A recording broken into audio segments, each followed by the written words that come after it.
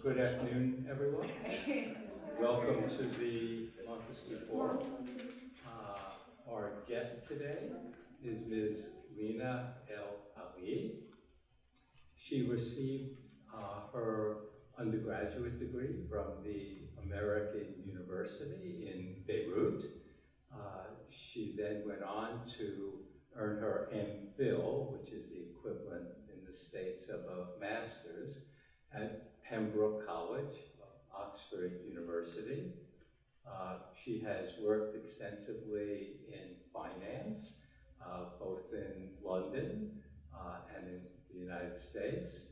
Of late, she's been involved working with conflict resolution, and I think it's fair to say, given that, she's been immensely busy. However, she has found the time to visit Roosevelt University.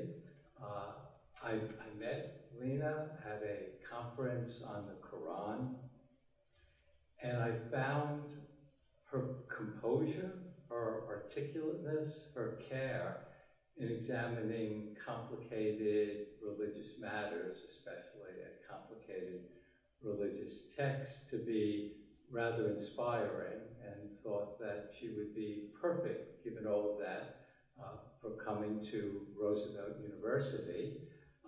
She has published a book that is actually available for free in Kindle online through Amazon, called No Truth Without Beauty, God, the Quran, and Women's Rights.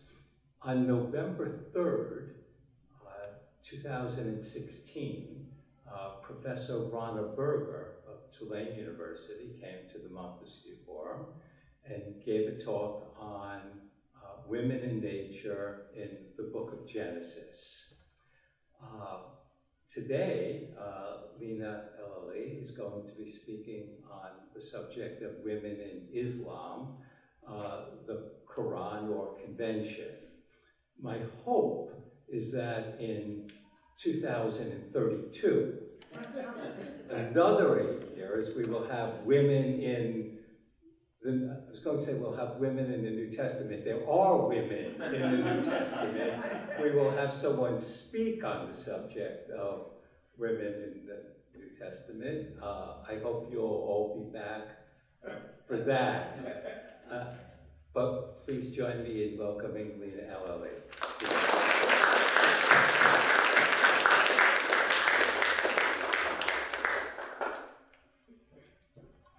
Thank you so much for your kind introduction.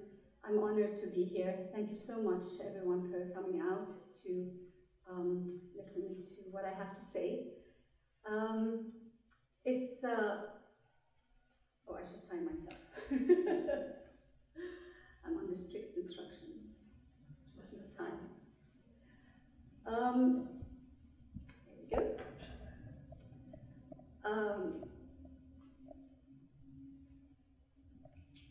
It's a great pleasure to be here, and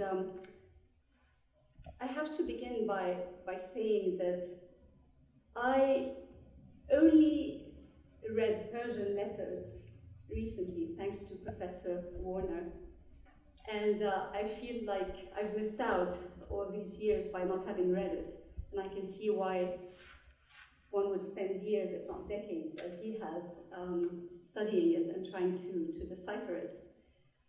And I mentioned that because I found it truly magnificent and full of surprises.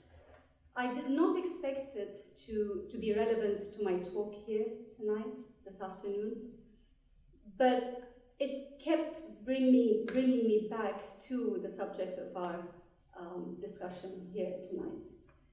And of course, those of you who are reading it or have read it know that Montesquieu refers a lot to Islam, as he understood it, I suppose, at the time. He makes a lot of references to all kinds of things supposedly Islamic. And I have to say that a lot of the sort of factoids that are sprinkled throughout the book Some of them I found annoying, to be honest, because they weren't factually correct. I'll give a few examples just so you know what I mean. So the figure of Ali, who is a very important figure in Islamic history, he was the Prophet's cousin and son-in-law. He constantly refers to him as having been viewed as a prophet, which was never the case. There's a place where the question of dowry is mentioned, and actually in Islam there's no dowry, because in Islam it's the other way around. It's the groom that gives a gift to the bride. And one thing that struck me in particular that I felt was disappointing was that he didn't seem aware that suicide in Islam is a big no-no, because there's one letter in which he seems to imply that one of the main characters, or the main character, was surprised at how harsh the sort of European or Christian approach to suicide was. So there was a sprinkling of things that didn't sit well with me, and I thought, oh, I hope people who read Montesquieu today don't take every single thing that he says about Islam to be true. But having said that, I thought it was a magnificent read, and by the time I got to the end, which was just a completely unexpected ending, I was absolutely floored. It was like a big aha moment. And in preparing for this afternoon's talk, I realized that there was something in how Montesquieu approached issues relating to women in Islam, and then his grand finale at the end, that made me think of the Qur'an. And now I know that sounds like a really big statement, but I'll tell you why in a minute. Just hit pause for a second. I'll come back to why it made me think, why Persian letters made me think of the Qur'an and women in a second. I want to step back for a second and tell you why I wrote this book, which was very much a labor of love. It came out almost 3 years ago now. As Professor Warner kindly pointed out, it is available for free on Kindle, but you can also, you can also download it if you prefer from the publisher's website, which is Springer. If you like it, if you read it and like it, please remember to review it. If you don't like it, don't feel don't feel pressured to review it. But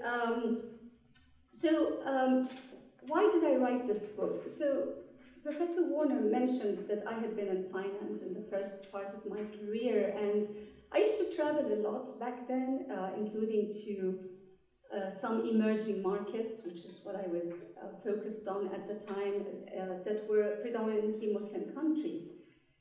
But there I was in finance, and so I would meet people such as central bank governors and finance ministers and heads of industry and the like, where we would discuss finance and economics and some politics, but we never really discussed social issues.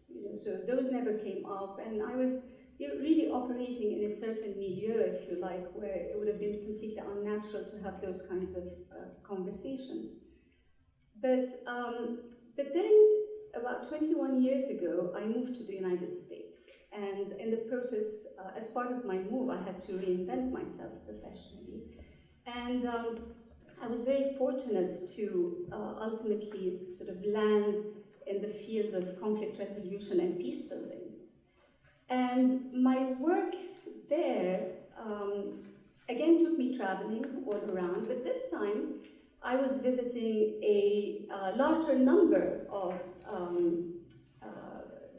predominantly Muslim countries all over the world, in South Asia and the Middle East, North Africa, Southeast Asia.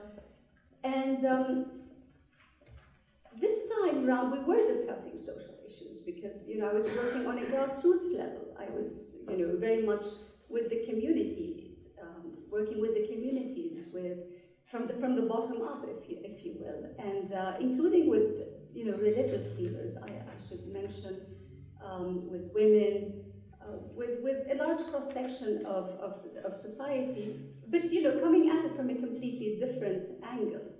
And it was during the course of those kinds of travels, in this second career of mine, third career by that stage, I think, that I started to hear things I hadn't really heard before about Islam, because Muslims themselves would say things to me that would surprise me, and I'd say, really? Like, who told you so? And they say, well, it's in the Qur'an.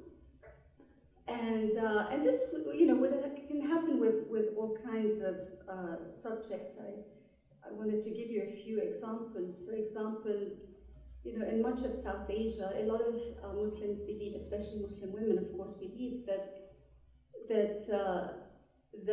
they must accept the choice of spouse that their parents choose for them, and if they don't, that it's a sin according to God and the Quran, etc. That it's a sin. So it's one thing to say you're not being a good daughter or whatnot, or son, or you're not being a good child, or you're not being grateful for what your parents have done for you. But it's completely, it takes on a whole other significance if someone believes that they would be committing a grave sin. So that's one kind of thing. And there was one time when I was, I tell the story in the book also, where I was confronted with a group of women telling me, because I was trying to tell them, the Quran gave you rights, and you have to understand your own rights, and and there was a group of the entire class basically was telling me, but how can you say all this when God told the prophet Job to hit his wife? And and again I was like, he did what? Who told you that? It's in the Quran. And everyone was nodding. Yes, it was. So so it was things I was hearing, and I had at that point read the Quran I don't know how many times in my life. I wasn't raised in a very religious family, but I was always very curious, and I always had faith and belief somehow. I don't know how to explain it, which I guess I nurtured, and it kind of grew with me as time went by. But so I was a big reader. I would read the Quran every Ramadan. I would read it. I would juggle the English and the Arabic next to each other to make sure I was understanding everything, because of course Quranic Arabic is very complex. It's not like regular classical Arabic. And they really threw doubt in my mind. Maybe I wasn't paying enough attention, because everywhere I went I was hearing things. There were all these myths. And besides the myths, there were things that I was encountering myself. For example, when I finally plucked up enough courage to try and pray in a mosque, and I started to try and do that everywhere I went, and and without sort of mentioning particular countries, or I think it's a problem you encounter, well, I encountered it everywhere I attempted. I basically found it easier to go in as a tourist, and into any mosque, dressed however I wanted to dress, and then sit in a corner and do my spiritual thing, however I could do it. Because every time I tried to go to a mosque, I would go thinking I was properly dressed, as I understood it, I always fell short, is what I'm trying to say. So, in some communities, especially in the West, trousers are actually a good thing. In Asia, trousers with a long tunic on top of them, that's perfectly acceptable. In others, like in Arab cultures in general, no kind of trouser is acceptable really, and it's more like the gown concept. And then in other places, you have to dress in a very, very specific way. And I got made uncomfortable, shall we say, in every instance by And it's not just the men. I mean, sometimes it's by the women. I remember a woman picking up a lock of hair that had tumbled out in her hand like this and holding it up as evidence, as it were, and telling me, what is this, and in another case, it was a man. It was the guard outside of the mosque who was like, no, don't worry, I'll get you the right clothes. I'll get you the right clothes. And so, it was like impossible to get it right, to please everybody. So there were all these myths that I was hearing, and there were these customs that I was encountering, and, it just got very exhausting. So then, of course, I would read all these books, and there are wonderful contemporary scholars, and some who have now left us, but relatively contemporary, who have done amazing work on these issues of women and Islam, etc.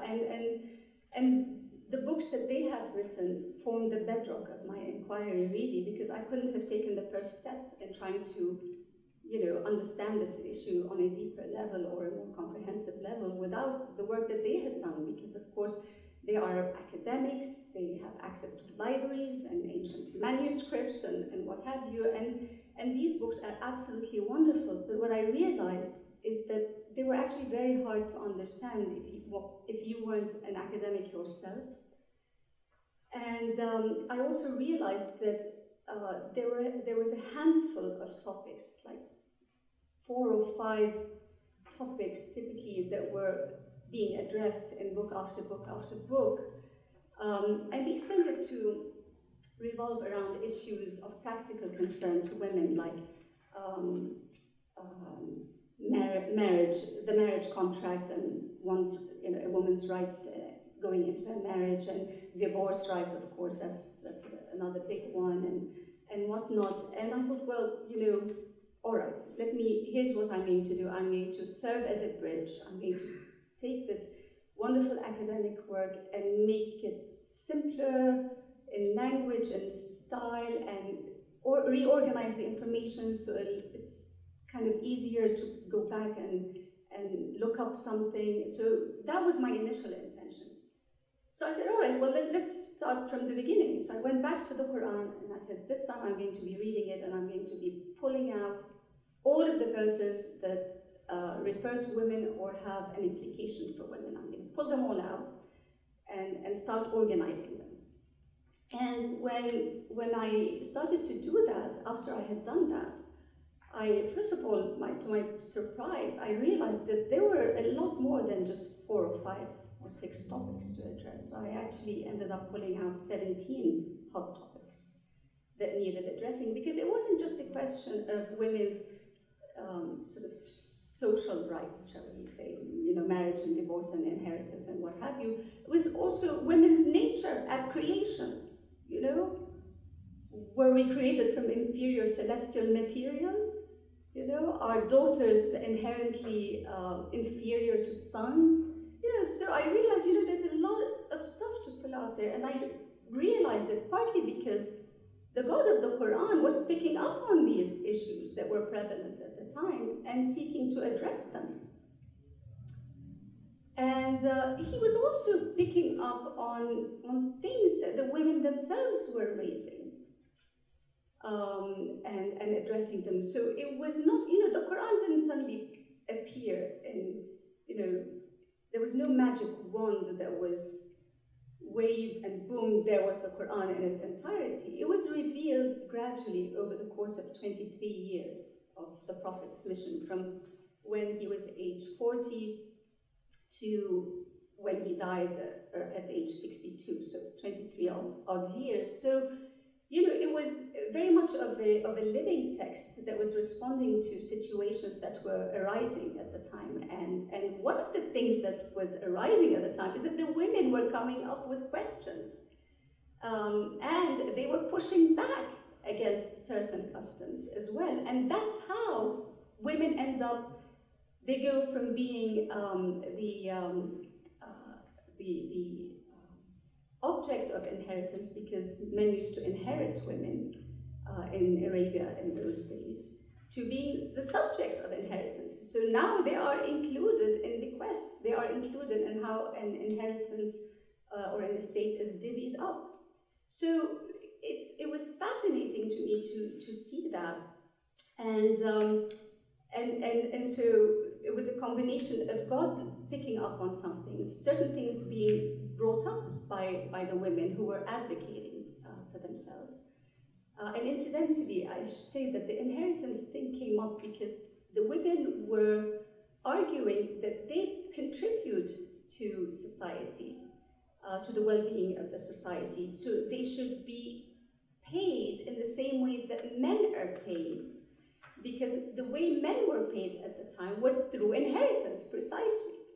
So if the custom in Arabia at the time was that you could only inherit if you were a man and you were out defending the tribe on the battlefield, etc., although there were some famous female warriors. But in general, if that was what made men eligible to inherit, and not women, and not children, and not old people, then the women were saying, well, they wouldn't be able to go off and fight, would they, if we didn't stay back and hold the fort and take care of everything, and make them strong and look after the business or whatever it was. So that's how that came about. They were advocating for themselves, which I found absolutely extraordinary. And so when you've done this exercise of pulling them all out and lining them up, you say, well, wait a minute, this feels like advocacy. And and then you get to the end of the exercise and you say, whoa, this actually reminds me of what here in the US is called affirmative action. God was looking to give women a leg up in that society at the time because of the customs that prevailed and the way they were living and the way that they were treated. But he was also being responsive to things that they were bringing up. And I often wonder, well, what if the Prophet had lived, a few more years and more issues had arisen with regards to women and other things? We would have had more verses, brought to us, to the Prophet by the Archangel Gabriel, as we believe, that would have made it into the Qur'an as well. So it's very much of a living and breathing document. So this is why I said that Persian letters made me think of the Qur'an in that sense, because in Persian letters you see a lot of description of how badly women had it in Muslim lands, right? There's a lot of that. How they are downtrodden, how they are treated cruelly, etc., etc. And then you get to the end, and spoiler alert if you haven't gotten to the end, but you get to the end and you realize that, whoa, this writer actually understood that women were brilliant and that women could advocate for themselves and plot and plan and carry out, execute plans, in their own favor. So I find it incredible. This was a wonderful surprise for me to find that there were these parallels that I could draw upon. So the question then arises: well, if the Quran was so forward-looking and was on this, the God of the Quran was so concerned about women's issues that he went to such great lengths, then where do all these, not just the myths that I was hearing, on my travels, but our religious institutions today, we all know this, wherever we live and whoever we are, they certainly have not painted a picture that is very, how shall I put it, that is very, you don't come across with this idea that God was concerned about giving women a leg up at all. Let's just leave it at that. And so the question we have to answer then is where do all of these interpretations come from? Because the claim is that these are coming from the Quran. So clearly, whatever is in the Quran, and there's only one Quran, in Arabic there's only one Quran. So it must be the way that they are being interpreted. So how are they being interpreted? And this brings us to this huge body of work in Islamic, it's a big part of Islamic literature called Hadith, which many of you will have heard of, which which is supposed to be a recording of all of the sayings and actions of the Prophet Muhammad. So that's kind of like what we generally understand by hadith, and we're talking about huge volumes, like absolutely enormous corpus of work. And most of us, and myself included, grow up thinking that whatever is in hadith is sacrosanct, and we grow up thinking that whatever is in those hadith volumes was absolutely, unquestionably, and completely verifiably said and done by the Prophet, and that it's about him and only him. And then, my research showed, I wasn't the first to say it, I was just simplifying the research that others had done. There's a professor at Georgetown University, actually, that's done excellent work on this front.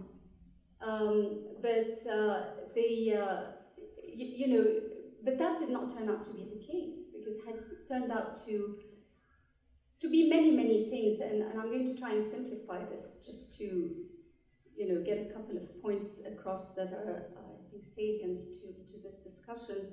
First of all, hadith was not being written as the Prophet was saying and doing things, these reports of what he had said and done.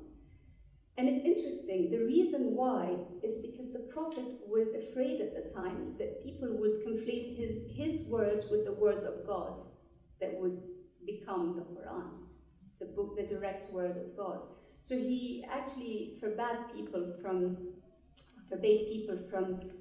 writing down what he was saying. The Qur'an, on the other hand, as the verses were being revealed, they were being written down on parchments, and they were being memorized over the whole course of the 23 years.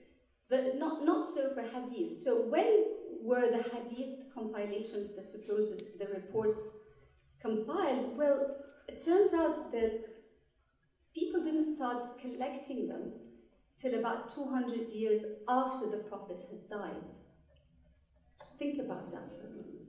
So the most famous compilation by a gentleman called Bukhari, for example. I mean, he was born 176 years after the Prophet had died, right? And then, give him a few years to grow up and become an adult and try to undertake this enormous work, him and others. And, they meant well. I'm sure that they meant well, and they started to collect everything. And it went like this. It was, all right.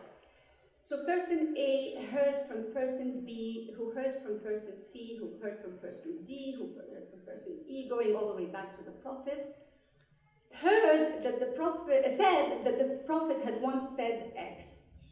So they would document it. And then they would say, all right, now how likely is this chain of transmission to be authentic, correct? Well, person A was known to be of good character and, an upstanding member of community, fine, check.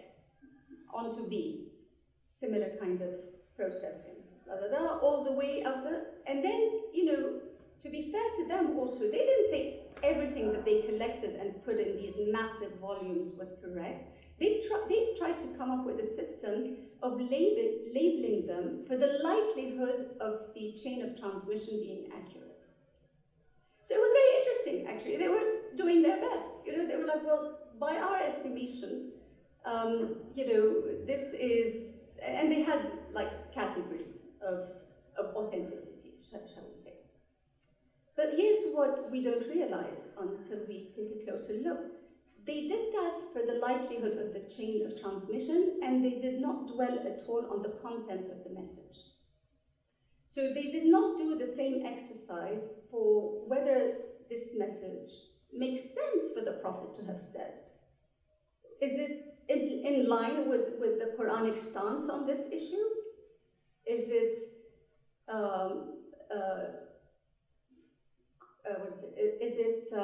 consistent with the Quranic spirit, in this area, etc.? They did not do that exercise. They collected everything, and it was a massive job. Bukhari was said to have sifted through, I believe, 600,000 reports. that were collected, sifted through it, that took him 16 years before he whittled it down to whatever he whittled down. But they had a tendency to chuck everything in.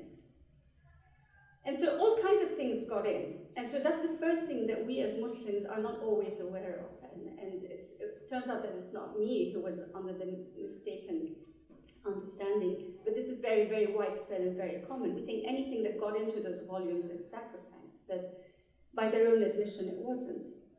And then there are other issues. You know, you delve a little bit deeper, and you find that they, for example, were very good at gathering different reports on a given topic that seemed to contradict one another. They included them all.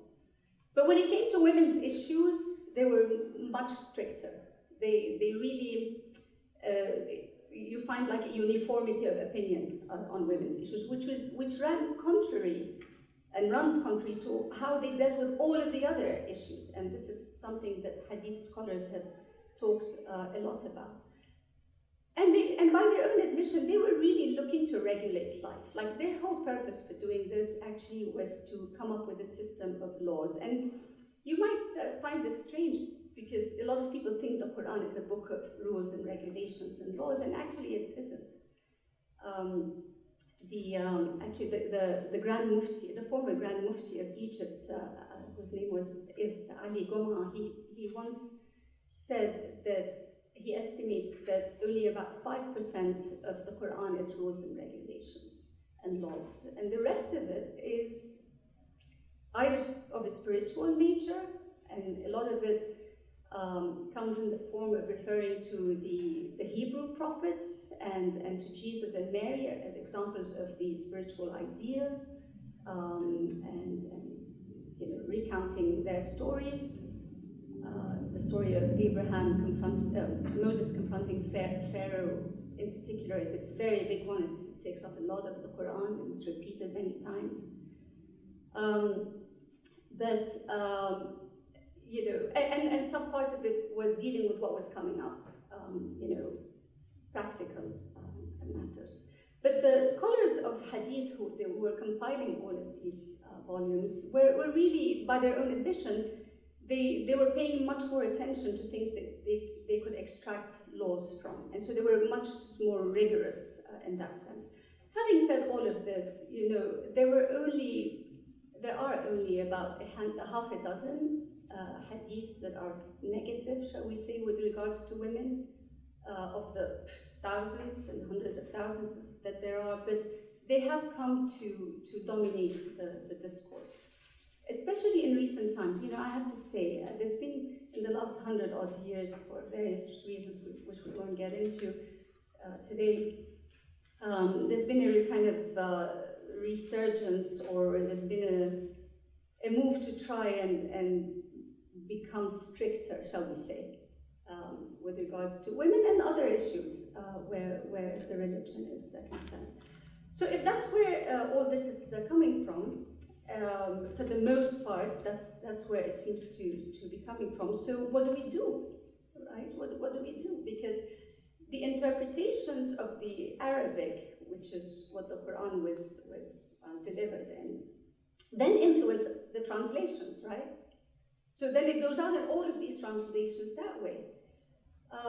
Add to that a layer of translation problems that is very real, whereby, you know, regardless of the interpretation, there are certain patriarchal preferences, shall we say, when a given translator is translating. So the leading is going in one direction as opposed to another. So, you know, it really gets quite problematic. And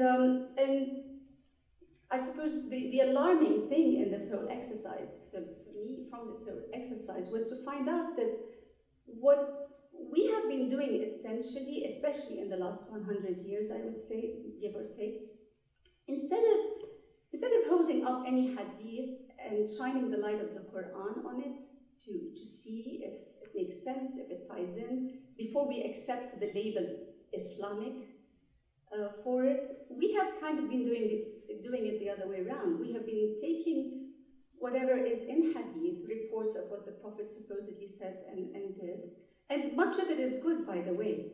I'm not saying that it's all suspect. But instead of doing that, we're doing it the other way around, basically. We're letting these supposed hadiths tell us how to interpret the Qur'an and how to understand it and how to translate it and so on and so forth. So if that is the case, and hadith is a hodgepodge of things, and by the way, it also includes sayings, reports of sayings and actions by a lot of other people as well, not just the Prophet. So the companions, and in some cases, the scholars themselves, the compilers, would say, well, we have a thought on this, and everything's clearly labeled. Don't get me wrong. They weren't trying to sneak anything in that sense. But excuse me. So the question I was saying becomes, what do we do? And I suggest in my book that we have to go back to the Quran, because that's the one thing that we can all agree on as Muslims. That it is what it is. There's only one version of it in Arabic, and we have to go back to it, and we have to study it more carefully. And in the course of doing the work for this book, I came to realize something, which is that in relatively recent years, when we talk about the Quran and we try to grapple with some of these difficult claims or contentious verses, sometimes we have tended collectively as a community and as a scholarly community as well. The tendency has been to speak of historical context. So, these were the customs of the time, etc. And there's a lot of literature that, besides hadith, so the hadith gave us a lot of historical context, right, inevitably. But there's also other Islamic literature around from which we get historical context. So historical context, yes, is very, very important. But I realized that there's something else that had been and has been greatly overlooked. And that is to read the Quran, to read the verses that we're all kind of poring over, using a magnifying glass on because of all the claims that are constantly swirling around.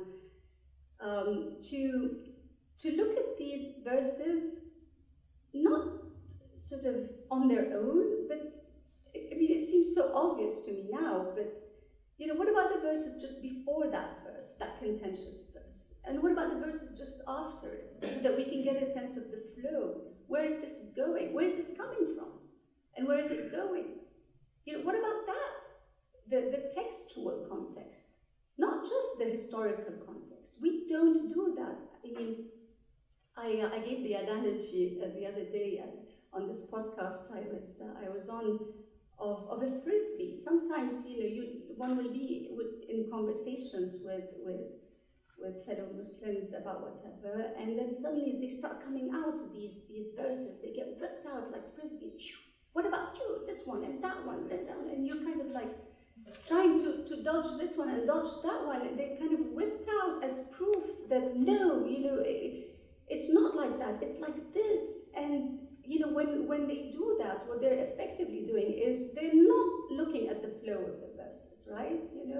They're not looking at the context, the textual context. But there's something else which is very, very important. Actually, two more things that are important. One is, not all verses are 3 or 4 words. Some are half a line long, some are 2 lines long. Okay, fine. Some are 4, 5, 6. Some are 8, 9 lines long. Some pack in a lot of themes. So, one part of it would be about this topic, another part of it would be relevant for another topic, etc. So, for heaven's sake, the least that we can do is read the whole verse to begin with. So read the whole of the verse that you're quoting to begin with. Start there. And then please read the ones, just before it and the ones after it. And then, and this was a big one, I realized, is, and I'll give you an example. the question of inheritance and how an estate should be divvied up. So there are 11 verses in the Quran that deal with this topic, but they're not all in one place. Okay, you have 2 or 3 here, 4 or 5 there, 1 over there, etc. And you kind of have to pull them all out and put them all together, right? And look at everything that the Quran says about inheritance before presuming to pronounce and have an opinion as to what the Quranic stance is on the question of inheritance. It's logic, it's common sense. Now, it is to me and to many people that, some scholars will argue, oh, no, because, this verse cancels out that verse. And, that is a huge, huge topic. And I fear that this has been very, very problematic. And I know that a lot of Muslims, when they then realize that this is a much used methodology by a lot of religious leaders to say, well, the word they use is abrogated. This verse got abrogated by that, etc. But then you're saying that some of God's words are superfluous. Chuck them out. Why did we include them in the Quran to begin with then? So it's that people are waking up to this now. They're realizing this now, and your average Muslim is quite shocked to learn that our religious leaders often will say, no, it was a gradual evolving thing, and some verses are no longer relevant. So that's a very very, very big thing. But this question of textual context, the whole verse, the verses just before and after, and where else in the book does this in the Quran does this topic get dealt with is really critical. And if you do that exercise, which is what I do in the book, then you see that in every single case, the God that we all who are believers love and believe in and who think must be just and good, etc., you realize that he is indeed so, because he really was trying to level the playing field in some instances, include women in areas where they were previously excluded, and so on. But you do all that, and then you come back to 2 very contentious verses. And I'm putting this out so that you're aware it's not so easy. There are these 2 verses that everyone will quote, and they will say, but this verse and that verse say X, and how can you get around that? Women are inferior to men, men are better, and they are how can you get around that in these 2 instances? I will discuss these 2 verses in my talk today, but I will briefly touch upon one of them because it came up in Montesquieu. It came up in Persian letters. And there it was, of course, that part of a longer verse, as usual, the very last part of a pretty long verse,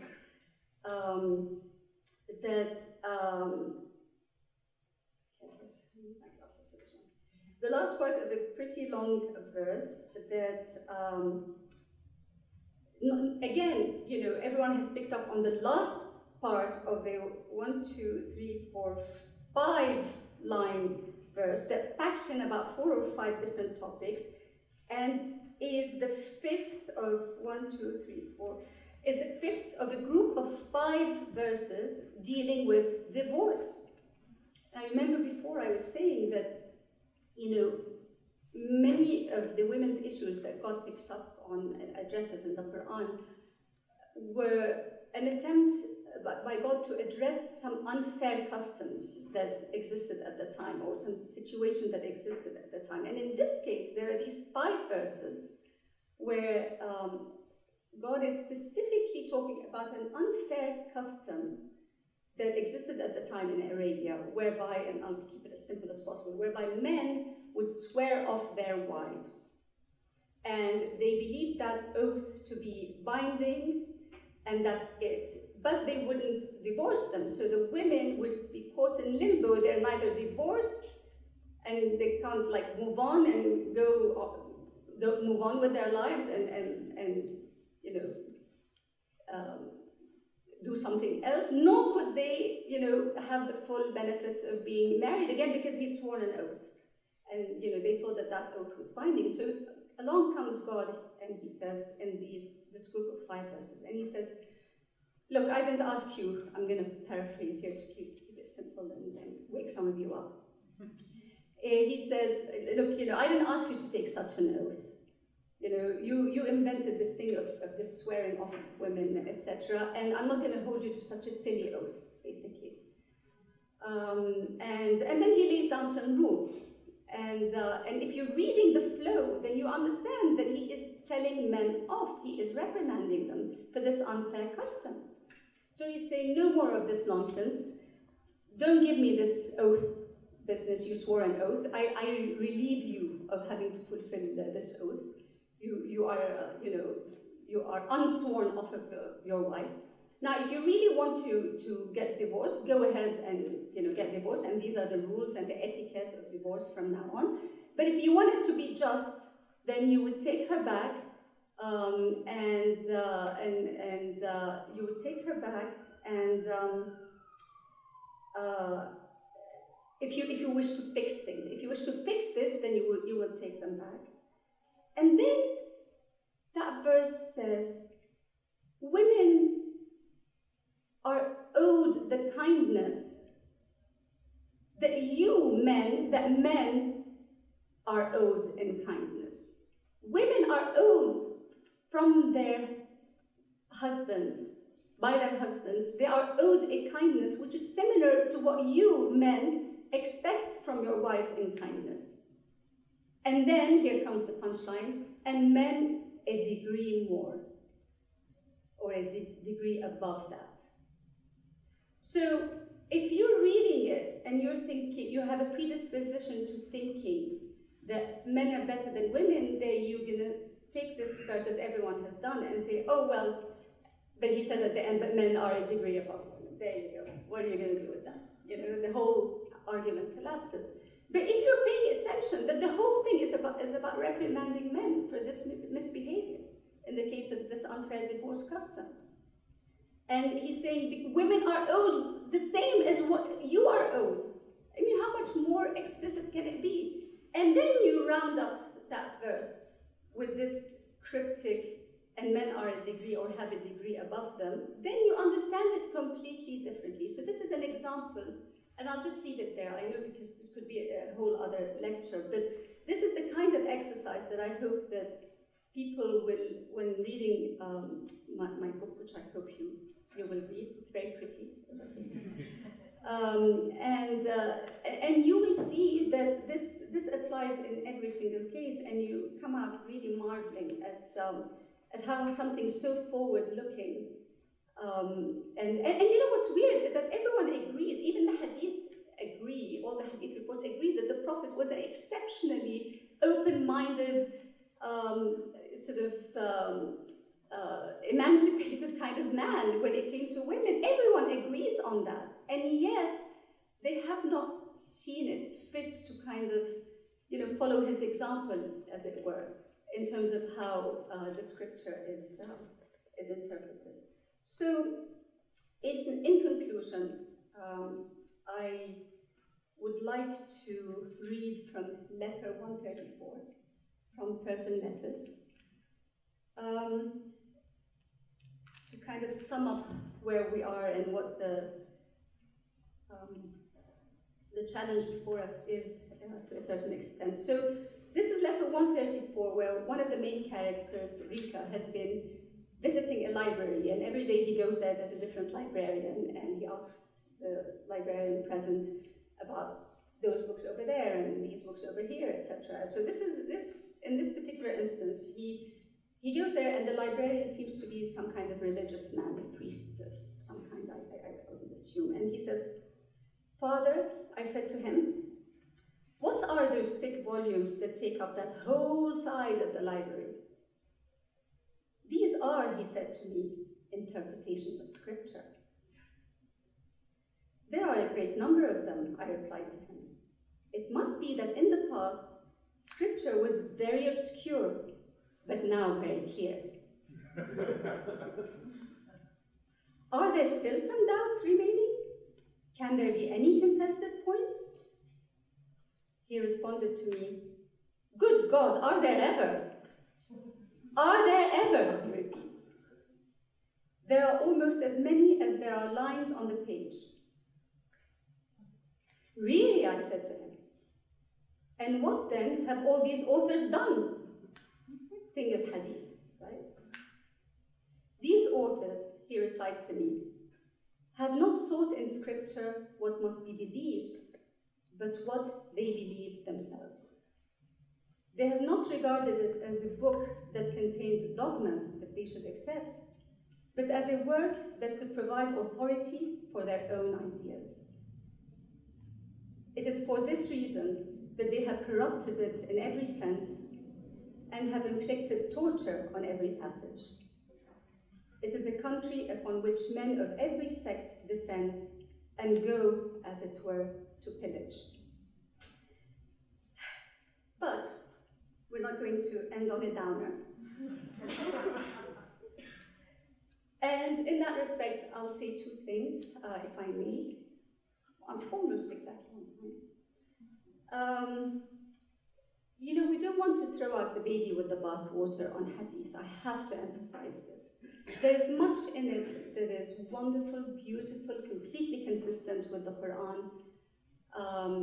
If it wasn't for hadith, there were many beautiful stories about the Prophet that we wouldn't know. He used to love mending his own clothes, for example. He never asked a woman to mend his clothes. He had a lot of friendships with women that he would consult, his wives and others.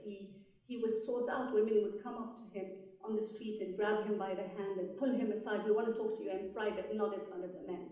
There are a lot of beautiful things that hadith has preserved for us. So, I'm saying let's assess hadith through the lens of the Qur'an, not the other way around as we have, without many of us knowing it, as has been the case.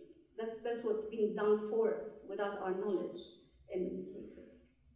And the second and last thing that I will say in this regard is there is actually a hadith attributed to the Prophet that is considered authentic. There's no question as to its chain of transmission, in which he says, because they will ask him, and I don't mean to sound apocalyptic or anything, but they will ask him about the end times, right? The end of days. And he said, one of the things that would happen closer to the end, whatever that means, he said, the sun will rise from the west. The sun will rise from the west. And I have it on good authority that many, many, many, many religious scholars and leaders across the Muslim world today believe that what this refers to is the fact that it is scholars in the West, Muslim scholars in the West, and their counterparts working on Islam, Islamic scholars who are not themselves Muslim in the West, that this is a reference to them and the work that they are doing to hopefully bring the beauty back to Islam and the spirituality back to it, and that they believe that this is the meaning of the sun will rise from the west. So I hope, because here there's more freedom academically, at least there has been, long may it continue.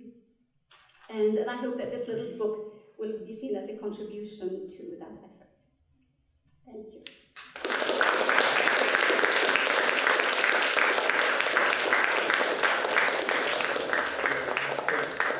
Some questions? Yes. Please, questions? Happy to try to answer any questions that come up that you might have. I'll do my best. Or comments? dying to say something. I'm always dying to say something. I was curious, in your peacekeeping conversations that you're having, obviously that extends to to your financial work that you do as well.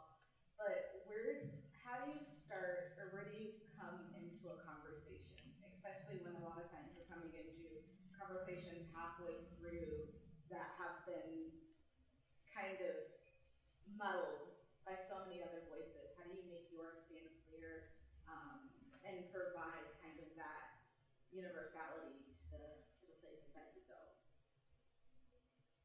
So whatever the conflict, whatever. So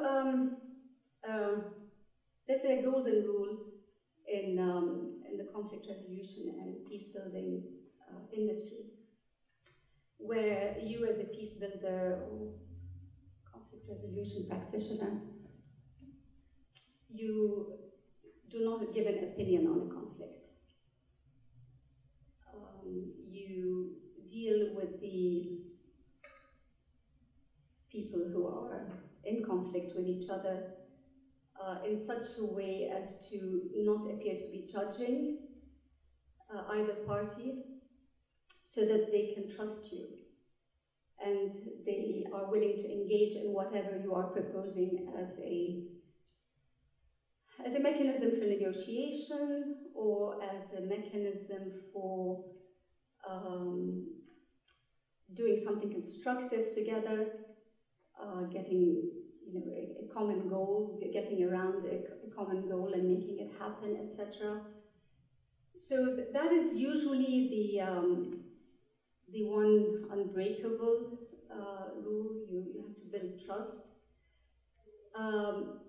In the case of my work relating to sort of Muslim communities and women's rights and human rights and the like, one thing that I think has helped me is the fact that I am Muslim. I'm not an ex-Muslim, you see?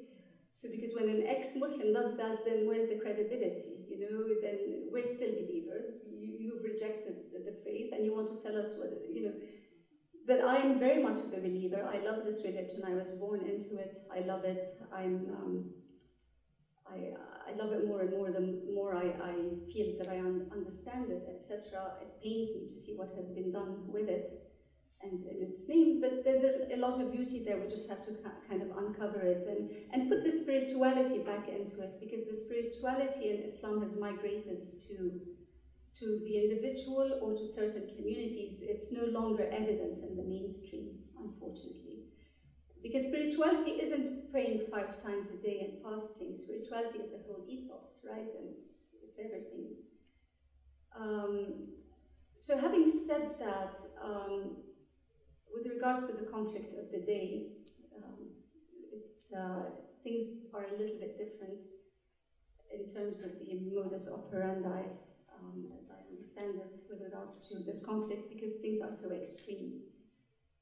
And so many practitioners are choosing to actually draw a line and saying this is not business as usual.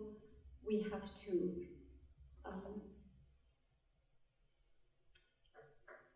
do what we wouldn't normally do, to kind of just stop and take a breath so we can take the next, hopefully constructive steps.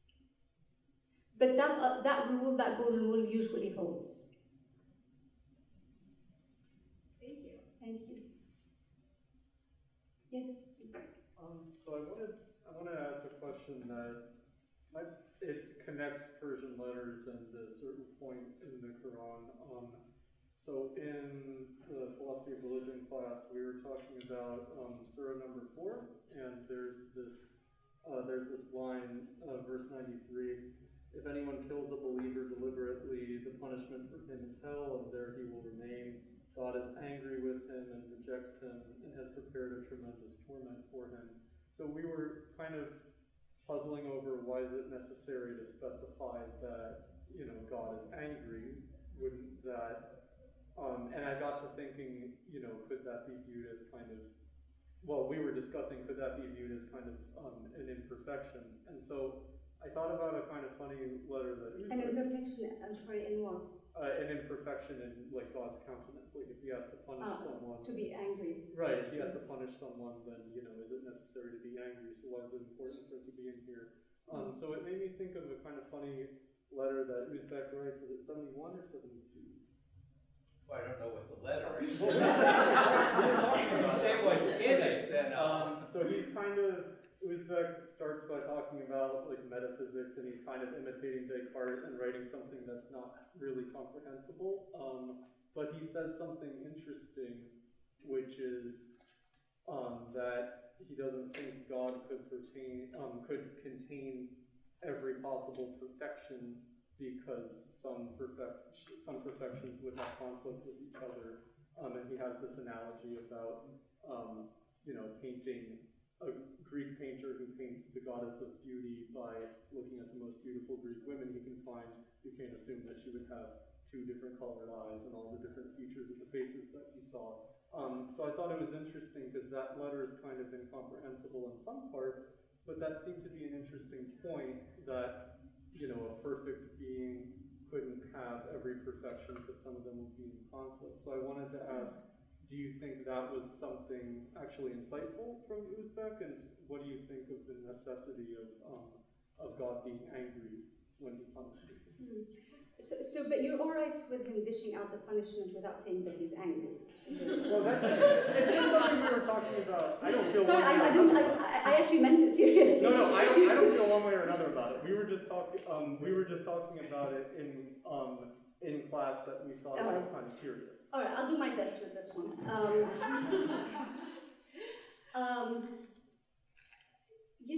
it will be an improvement of what happened.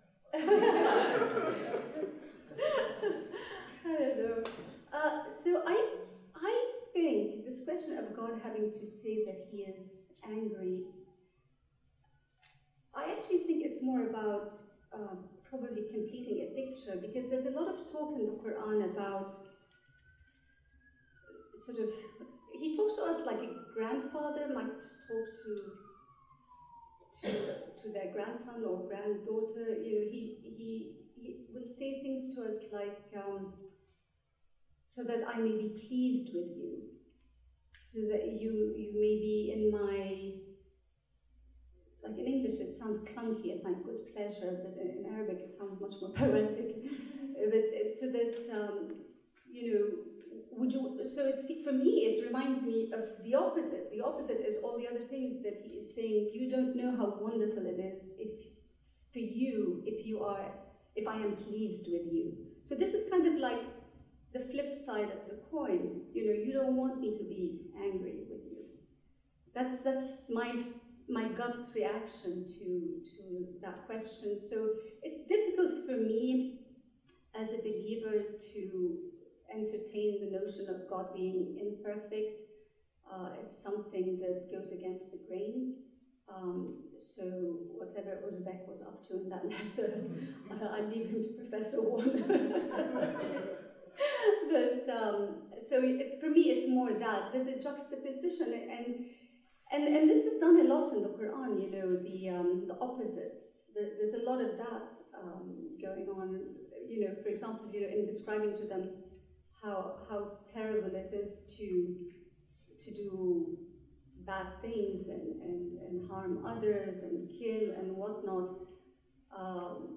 The descriptions are of intense heat and fire and whatnot, versus if you are good and you do good, etc. The descriptions are like the things that they can also relate to, the opposite, which is, in the desert there's no water, so there's a lot of talk of rivers flowing that you can drink from, abundance, fruit falls off the trees, because they were in the desert. All they had to eat was, this is something that is not much sort of kept in mind.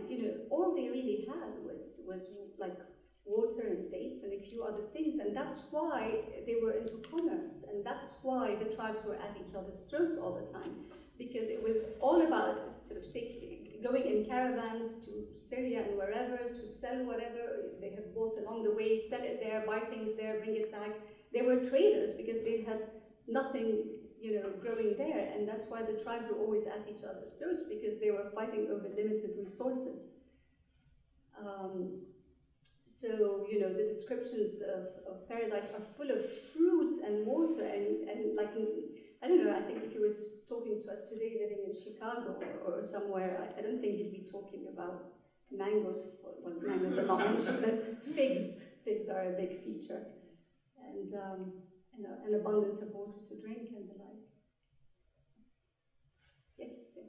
I was wondering, because what you're speaking about and kind of your, I won't say argument, but your ideas are that God has given women agency and power and that men and women are equal, basically. And I think this is something that comes up a lot in conversations in Christianity as well. Yes. Is it for the people who believe that men and women are not equal and that God did not create them that way? Let me think how I want to say this. Because is that a good and loving thing of God to be like, these are people who have value, but the value is not the same, or something like that? And how do you have conversations with people who view God that way, that he doesn't love everyone equally, or that's not a fundamental thing to how God views the world? Yes, so this is such an interesting point that you raised, because in the Christian psyche, if I may say so, everything's looked at through the prism of love. Yes, and whenever I interact with people on spiritual matters, even if they're not Christian, but in English, we could be discussing Buddhism or whatever, but it's always love, love, love. And for me as a Muslim, it's like, what is this one caption, one size fits all thing?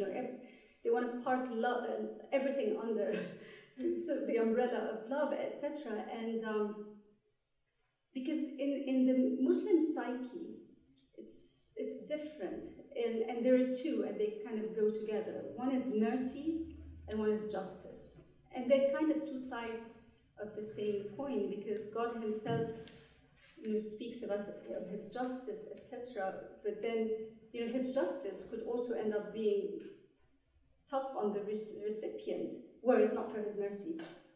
You see, so we're always kind of juggling with He is the merciful, and what really gets our blood boiling is injustice. So we look at things from, it comes with the terminology, because every religion has its semantics, etc. But that's not to say that love isn't there. And I just want to be clear about this. And I actually wrote something recently about that hopefully might get published. That in Arabic we have a zillion words for love. Love that conjures up passion for someone or something is one word, and that's used a lot, for example, by Sufi Muslims who are passionately in love with God, and that's one word. The love for mankind and fellow man that is most Christians tend to talk about when they're speaking about such things, that has a specific word, the love for the stranger or for fellow man. And there's a different word if we're talking about love for your neighbor or your colleague, and someone that you know. So there are so many, I think I listed about 5 different words for love, and it's much more nuanced. So when we hear love, to be honest with you, I don't think we get it very often, because it just seems to us, and I don't mean you, I've written something about this, and one day hopefully you'll read it, but it sounds to us so simplistic and naive. It's like, why do they want to simplify everything? Oh, let's all hold hands and sing Kumbaya and love one another, because it's just not that's not the terminology that we come with. But the terminology is, on the other hand, very much about mercy. I mean, every chapter of the Qur'an but one start with, in the name of God. It's usually translated in the name of God, the most merciful, the most compassionate. But what it is really in Arabic, Ar-Rahman Ar-Rahim. The first word or adjective is basically God is saying that I am mercy itself. It's not that I have mercy, I am mercy. And the second one, Rahim, is I am merciful. I have decreed upon myself to then express the essence of what I am, which is merciful. You see? So for us, it's more kind of that we get caught up in. I think a lot of people, it's not they think therefore that God doesn't love everyone equally, but I think a lot of people are confused by what, they have been told some of these verses mean, that, not that women cannot get to heaven and will not get to heaven, it's just, it's very difficult, the weight of repetition is very real, and one gets told often enough in a certain environment especially that, you're fine and God loves you and He will be merciful towards you and whatnot, but, He wants you to obey your husband and your brother and your father and your uncle and your cousin, no matter what, it's,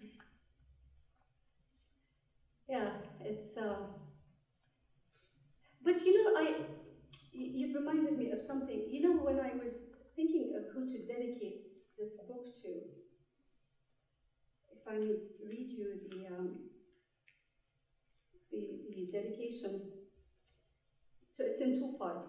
The first part, for women who love God and have always known deep down, or have never doubted that He loves them back. And for men who love God and have always known deep down, or have never doubted that He is just. And a lot of men grapple with this. I can't tell you the number of men that have been relieved by my book. They've written to me to tell me, thank God, I knew it couldn't be this way, but I just didn't know how to prove it. And some will write to me because their mind was already made up that way, but they were trying to convince their wives, actually. And the wives were resistant because they didn't want to sin. They didn't want to go against what they thought was the word of God. You see? So, both men and women have been, in a sense, victims of this kind of interpretation.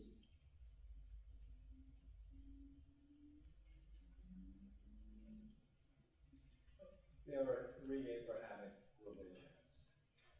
Each one has a different authoritative book. I take it you would think it's a mistake to believe that the religion entirely rests upon an authoritative book, but that there would be other human matters that are inevitably connected to it. Church councils, synods, hadith, various Jewish commentaries. And so this is a way of getting at the question, how historical are the three Abrahamic religions, and Qur'an in particular? Because it's one thing to say, we should always return to the Qur'an as this foundation, but what if religions always involve some human creation that gets added to the authoritative text by way of accretion? There was a foundation that used to operate in the Chicago area, the Olin Foundation, and built into the Olin Foundation was a drop-dead date, because the Olin Foundation thought there would be mission drift. I wonder if, given the importance of the three Abrahamic religions historically, there was bound to be mission drift. And it raises the question, how much of that mission drift in each of the Abrahamic religion, how does that affect women? And it seems to me, in every instance, it affects them more than it does men, which I find to be quite interesting, that they in some way would be the brunt of a certain kind of historical development. So I wonder if you have any comments about this history as opposed to Yes. the growth over historical time Yes. Yes, I think human agency is inevitable. What I'm doing here is human agency, right? It's inevitable, and in fact, the concept of, I mean, the number of times that the Quran literally kind of says, won't you use your brain? You know, won't you reflect? Won't you ponder? Won't you think? You know, there's a lot of, so he's telling us, you know, you have agency, use it. So inevitably, there's going to be history, because, you know, otherwise, if it's just a book and it's not being lived, then, you know, it's no longer a religion. The problem here, in this case, is that the patriarchal preferences, which I show very clearly in the book in terms of the issues relating to women at least, well, actually they always relate to women, but they were really, really very powerful, and I speak about this in the book, because they would even push back on the Prophet himself. And you say, but God just told me this. You know, literally, you're pushing back against what God himself has just said, because men didn't like it that women were suddenly going to inherit, for example. You know, they after the Prophet died, one of the companions is known to have said in one of the hadiths, this is why I was saying hadith is very valuable nonetheless. He said, when the Prophet was alive, we used to deal with our women much more, when the Prophet was alive, we used to be much more careful in dealing with our wives. You know, because, you know, he was around and he was modeling a certain way of being. Oh no, sorry, it's the other way around. He said before the Prophet came and the Qur'an came, the verses on the women came, they used to deal more freely with their wives. That's what it was, the other way around. And then the Qur'an came along, and suddenly they felt that they were in a straitjacket of sorts. They felt, you know, disenfranchised. No, it's true. There were all kinds of things they could no longer do. And you know, by the way, I have to tell you, this isn't a dry book to me, because, so in terms of the, I'm just flipping quickly to the table of contents, because just to give you a sense for it. So, where is it? Oh, I don't know which one to choose. Okay, for example, Eve is not blamed for the fall from Eden in the Quran, by the way. Nor are women guilty by association. That's chapter 6. Chapter 5, women were not created of inferior celestial material.